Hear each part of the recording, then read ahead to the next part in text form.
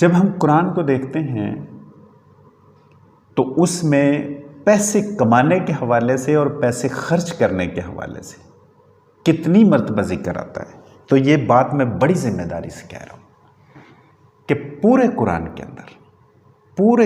کے اندر سوائے ایک آیت ہے جہاں پہ کہیں تجارت کا لفظ آتا ہے. یہ سورہ جمعہ میں آتی ہے کہ جب تم جمعہ پڑھ لو تو اس کے بعد بکھر جاؤ اور اپنا روزگار وغیرہ وہ تلاش کرو. اس کے علاوہ پورے قرآن میں ذمہ داری سے کہہ رہا ہوں کہ ایک آیت نہیں ہے جو انسان کو اس چیز کے لیے اکساتی ہو کہ وہ مال کے پیچھے ہی بھاگتا رہے. ایک بھی آیت نہیں.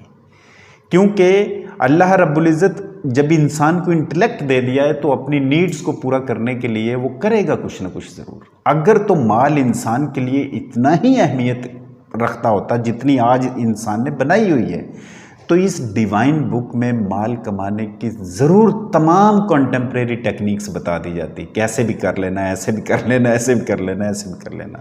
ایسا کچھ نہیں بتایا گیا اس میں. ہم نے اسی باریک سی چیز کو سمجھنا ہے. جبکہ قرآن میں متعدد جگہ پر رادر جتنی دفعہ نماز کا ذکر آتا ہے اتنی ہی دفعہ مال کے خرچ کرنے کا ذکر آتا ہے، چاہے وہ زکوٰۃ کے حوالے سے آئے. لیکن ایک دو دفعہ تو سورۃ بقرہ میں یہاں تک کہا جاتا ہے کہ جب تم مال کو خرچ کرنے لگتے ہو تو شیطان تمہیں وسوسہ ڈالتا ہے کہ نہ غریب ہو جاؤ گے.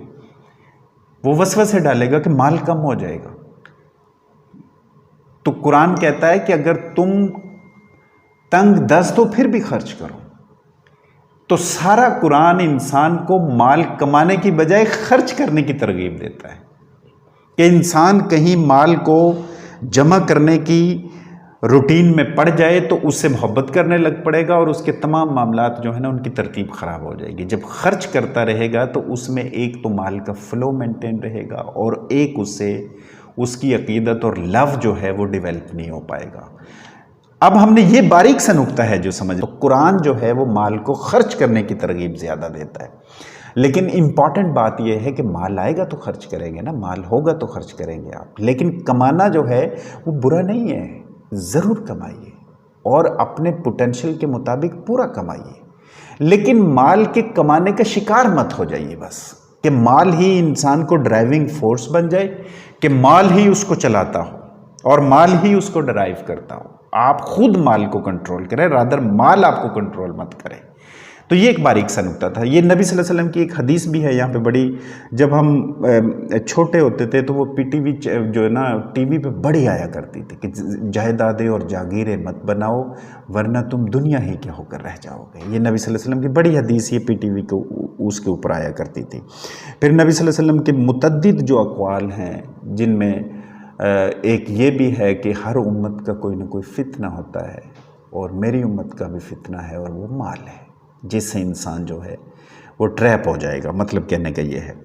اب ہم جب دیکھتے ہیں تو ایک واقعہ مجھے بہت فیسینیٹ کرتا ہے تو اس کا میں نے ذکر کیا اس میں، وہ سلمان فارسی رضی اللہ تعالیٰ عنہ کا ہے.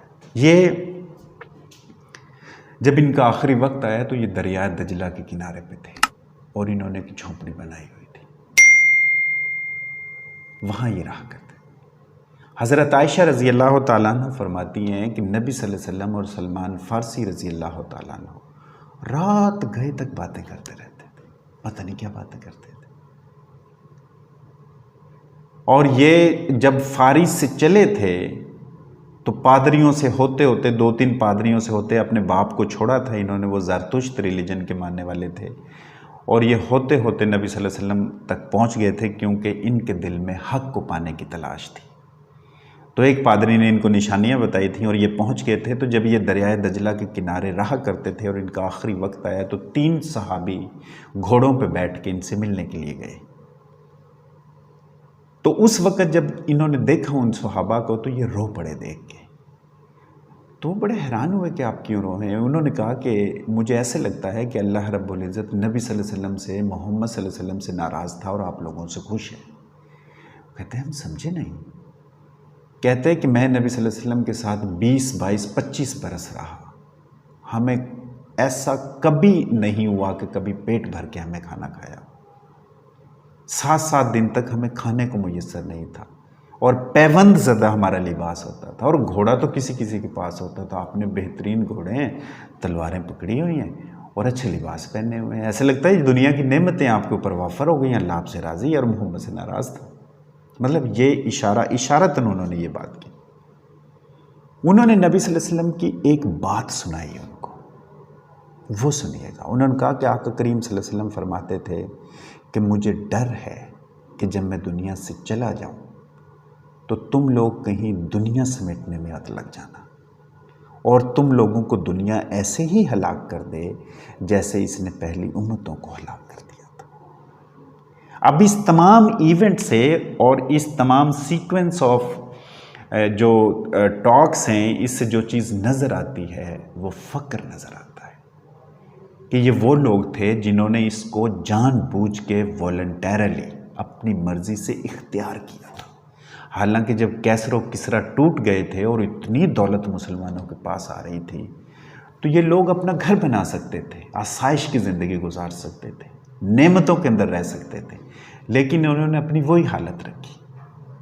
تو یہ بنیادی طور پہ فقر ہے، کیونکہ انسان کا یہ وجود اور اس میں روح، یہ دو چیزیں ہیں جن سے مل کے انسان بنتا ہے۔ تو روح اس میں یہاں بھی رہے گی اور جب یہاں سے چلی جائے گی تو وہ ٹائم اور سپیس سے آگے نکل جاتی ہے، لیکن انسان نے یہاں پہ اس کے بدن نے ایک لمیٹڈ ٹائم کے لیے رہنا ہے۔